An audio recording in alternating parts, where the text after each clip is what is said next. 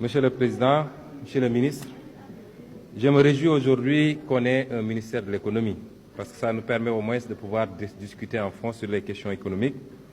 En 2017, j'avais posé la question au ministre des Finances de l'époque, de savoir quel est le modèle économique qu'on est en train d'appliquer au Sénégal. Est-ce que c'est par substitution aux importations?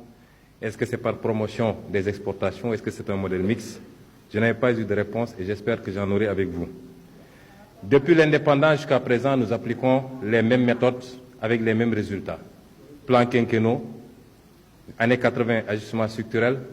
Première alternance, on a démarré avec l'impératif de réduction de la pauvreté. Deuxième alternance qui avait démarré avec un objectif de développement, avec la SNDS, pour revenir à un objectif beaucoup plus raisonnable d'émergence. Nous n'atteignons pas les objectifs parce qu'en réalité, nous ne posons pas les vrais débats. Quels sont les goulots de notre économie? Je n'entends pas souvent parler ou suffisamment parler des goulots de notre économie. Dans les rapports qu'on a lus ici dans d'autres commissions, on a parlé de compétitivité à l'importation. Très bien, et ça justifie notre balance commerciale, aussi bien des paiements que la balance commerciale totalement déficitaire. Mais pensez-vous qu'on puisse atteindre l'émergence, a fortiori le développement, en étant dans cette posture-là? Qu'est-ce qu'il faut faire pour inverser la tendance et aller vers la compétitivité pour l'exportation? Premier goulot, c'est la monnaie que nous avons. Il faut qu'on arrête d'hésiter et de louvoyer avec cette monnaie. Le franc CFA est une monnaie coloniale qu'on nous avait laissée pour sécuriser les entreprises françaises contre les risques de change, mais pour pouvoir également capter une partie de nos réserves. Mais c'est une monnaie surévaluée qui ne nous permettra jamais d'être compétitifs à l'export. Vous ne pourrez jamais avoir des entreprises, des industries compétitives à l'export avec le franc CFA. Cette monnaie, il est impératif qu'on sorte de cette monnaie et qu'on passe à quelque chose de plus solide. Nous avons un problème de protection sérieuse de notre économie. Et on est très inquiet quand on entend les APE. Comment pouvez-vous comprendre, dans un contexte où on parle de ZLECAf et d'autres instruments, que le président Macky Sall signe des APE et nous vante ces APE-là?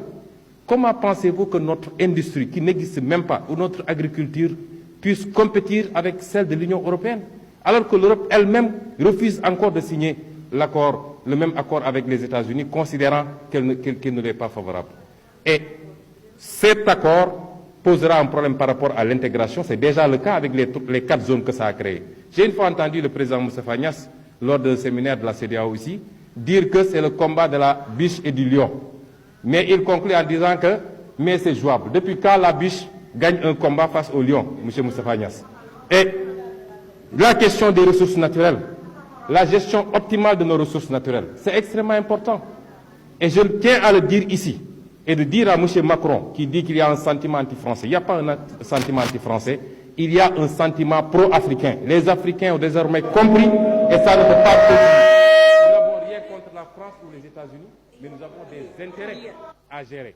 Et on parle de l'immigration, par exemple. Pourquoi on parle de l'immigration dans le contexte actuel? Mais les populations ne suivent que le même chemin que les ressources.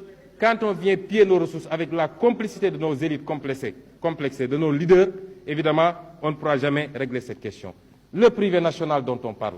Mais vous ne pouvez pas avoir de privé national parce qu'on n'a pas une politique réelle de promotion de ce privé national, si ce n'est pour aller vers une bourgeoisie comprador, qu'on crée de toutes pièces, en créant des marchés fictifs, en donnant des assets foncières que les gens revendent à l'IPRES ou je ne sais qui pour se faire des milliards, ou alors c'est des montages avec des acquiescements pour que des gens se trouvent avec 95 milliards alors que goruñu yatuñu.